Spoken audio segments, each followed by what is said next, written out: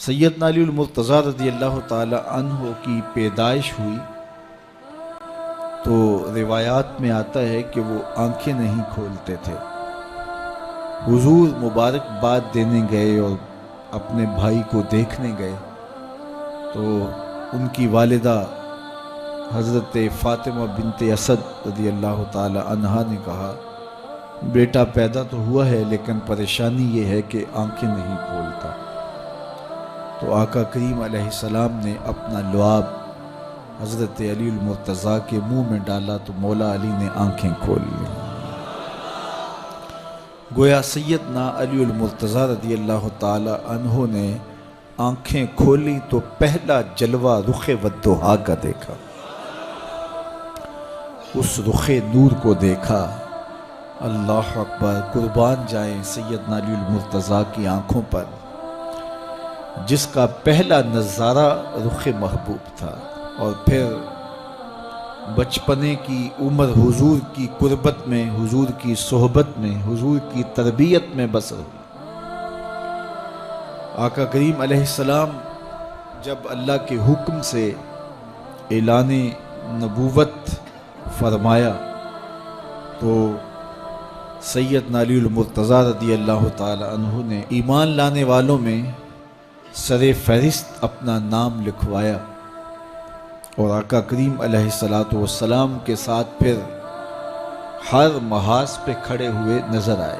سیدنا علی المرتضیٰ فرماتے ہیں کہ رسول رحمت نبی اکرم صلی اللہ علیہ وآلہ وسلم نے ارشاد فرمایا کہ اے علی، تیری مثال حضرت عیسیٰ کی ہے۔ حضرت عیسیٰ کا ماجرا یہ تھا کہ ان سے دو طرح کے لوگوں کا معاملہ ہوا اور دونوں گمراہ ہوئے۔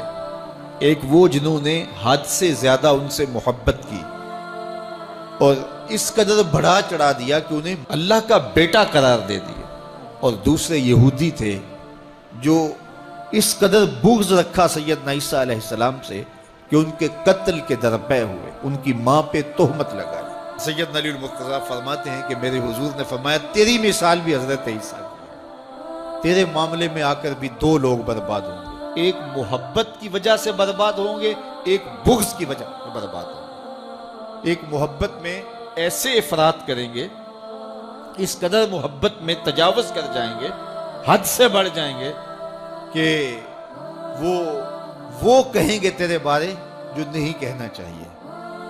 حتیٰ کہ سیدنا علی المرتضیٰ رضی اللہ تعالی عنہ کی محبت میں لوگوں نے تمام صحابہ پر سب و شتم کو جائز سمجھ لیا، اور ایک طبقہ ایسا بھی ہے جو سیدنا علی المرتضیٰ رضی اللہ تعالی عنہ کو خدا اور الہ کہتا ہے۔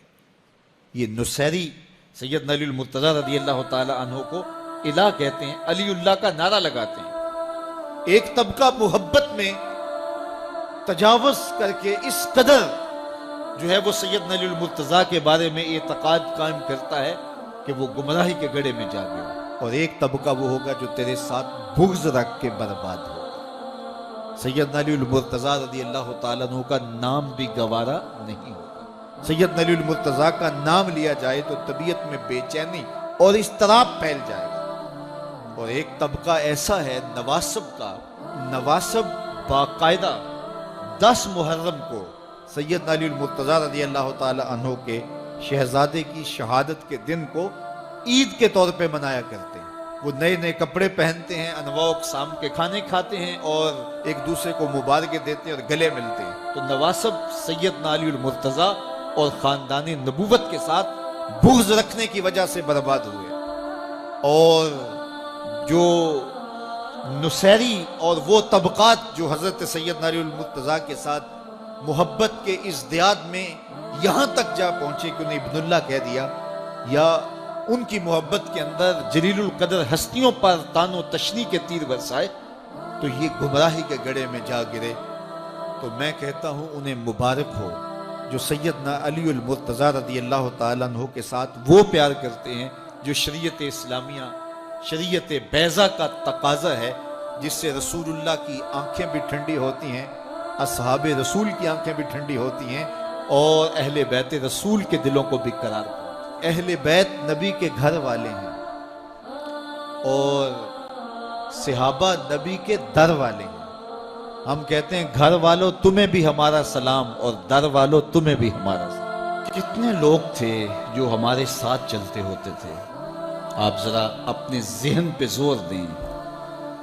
بچپن کے دوست، کلاس فیلوز، کاروباری ساتھی، گلی محلے کے لوگ، رشتہ دار، اعزاء و اقربا، آباء و اجداد، اور کتنے لوگ آپ کے مخالفین، معاندین، یہ ساری ایک فہرست ذہن میں لائیں تو ایک دم خیال پڑتا ہے فلاں بھی چلا گیا، فلاں بھی چلا گیا. کوئی سال کے بعد اچانک کوئی بات یاد آتی ہے تو یاد آ جاتا ہے، کوئی 6 ماہ کے بعد یاد آتا ہے. کئی ایسے لوگ ہیں کہ سال ہا سال بعد یاد، ہاں وہ بھی ہوتا تھا. مٹی کا رزق بن گئے، قصہ پارینہ بن گئے. کہانی تو اتنی سی ہے نا، جو اکڑ اکڑ کے چلتے تھے آج وہ مٹی کا رزق بن گئے ہیں. جو اپنے بدن پہ چٹکی مٹی بھی نہیں پڑنے دیتے تھے آج ان کے کفن بھی تار تار ہو گئے. حضرت غوث اعظم فرماتے ہیں قبرستانوں میں جا کے دیکھو کیسے کیسے حسینوں کی مٹی خراب ہو رہی ہے. اللہ اکبر. بدن خاک میں مل گئے، ہڈیاں چور چور ہو گئی، ریزہ ریزہ ہو گئی. قبروں کے نشان بھی مٹ گئے، کتبے بھی ٹوٹ گئے. مٹ گیا مشتاق دل سے رنگے یاد رفتگاں. پھول مہنگے ہو گئے، قبریں پرانی. کون کسی کو یاد کرتا ہے؟ اور اسی طرح ہم مل کے مٹی کا رزق بننے والے ہیں، لیکن کوئی ایسا کام چھوڑ جائیں گے، اپنے رب سے جڑ جائیں گے، اپنے رب کے بندوں سے جڑ جائیں گے، رسول کریم کے دامن کو تھام لیں گے تو پھر موت بھی مرنے نہیں دے گی. پھر سر خرو اور سر بلند ہوں گے، پھر عزتوں کے تاج سروں پہ رکھے جائیں گے، وقار کی مسند پہ بٹھائے جائیں گے. فقیر نام تنا دا باؤ، قبر جنہ دی جیوے ہو. پھر قبروں پہ بھی چراغاں ہوگا جب ہم ان سے جڑ جائیں گے. تو یہ مختصر زندگی کی تمام تر لطافتوں کے حصول کے ساتھ گزرنی چاہیے. کتنے نوجوان ہیں جنہوں نے اپنی توبہ کو مؤخر کیا تھا بڑھاپے کے لیے اور آج قبرستانوں میں دفن ہیں. آپ جا کے قبرستانوں میں دیکھیں، وہ سوچتے تھے کہ ابھی تو جوانی ہے، جوانی سے لطف اندوز ہو لیں، بڑھاپے میں توبہ کر لیں گے. لیکن بڑھاپا نہیں آیا، موت آ گئی. موت تو برحق ہے، یہ تو آ کے رہنی ہے، لیکن بڑھاپا لازمی نہیں ہے کہ ضروری آئے. حضرت امام غزالی نے ایک بڑی خوبصورت بات لکھی. فرماتے ہیں معاشرے میں نظر دوڑا کے دیکھو، زیادہ بچے ہیں، زیادہ جوان ہیں یا زیادہ بوڑھے ہیں؟ تو کہا آپ کو بچے زیادہ ملیں گے. ہر گھر میں دیکھ لیجئے، بچے زیادہ ہوں گے، جوان ان سے کم ہوں گے، بوڑھے ان سے کم ہوں گے. تو اگر بوڑھے تھوڑے ہیں، جوان زیادہ ہیں، تو غزالی فرماتے ہیں پھر بات سیدھی سیدھی ہے، بڑھاپے تک کوئی کوئی پہنچتا ہے، زیادہ جوانی میں چلے جاتے ہیں. اور کہا کہ اگر جوانوں سے بچے بھی زیادہ ہیں تو پھر اس کا مطلب بھی سیدھا سیدھا ہے کہ جوانی تک سارے نہیں پہنچتے، بہت بچپن میں چلے جاتے ہیں. غرہ کس پہ، ناز کس پہ، غرور کس پہ، تکبر کس پہ؟ تو یہ مختصر زندگی جو اللہ کی امانت ہے، اس کو اللہ کے نام پہ گزارو. جو بیت گئی وہ بیت گئی، وہ تو منہا ہو گئی زندگی سے. وہ مجھے رات سے کچھ لوگ میسج بھیج رہے ہیں کہ آج 16 مارچ ہے اور آپ کا پیدائش کا دن ہے، مبارک ہو. اللہ سب کو جزا دے. لیکن میں آج اپنی چھوٹی بیٹی کو بھی کہہ رہا تھا، وہ مجھے بولی کہ ابو آپ کو مبارک ہو. تو میں نے کہا کہ آپ ہاتھ اٹھا کے اللہ کی بارگاہ میں دعا کرو کہ اللہ آپ کے باپ کے 46 سال کے گناہ معاف کر دے. یہ تو زندگی گزر گئی ہے، 46 سال میرے ہاتھ سے نکل گئے ہیں. میں الٹا بھی لٹک جاؤں تو یہ میرے ہاتھ نہیں آ سکتے. اگر میں نے اچھے گزارے ہیں تو مجھے مبارک ہو اگر قبول ہو گئے ہیں، اور اگر اچھے نہیں گزرے تو مجھے توبہ کرنی چاہیے. زندگی کی کوتاہیوں سے توبہ کرنی چاہیے. ہم سمجھتے ہیں ہم بڑے ہو رہے ہیں، حقیقت میں ہم چھوٹے ہو رہے ہیں. ہم اپنی زندگی کے اہداف طے کریں، زندگی کے مقاصد طے کریں. ساری زندگی اس کے گرد سفر کرنی چاہیے. کئی لوگ ساری زندگی گزار دیتے ہیں، ان کو ساری زندگی راستے نہیں ملتا کہ جانا کدھر. وہ کیوں؟ وَأَضَلُّ السَّبِيلَ. اللہ فرماتا وہ بھٹکے ہوئے مسافر ہوتے ہیں.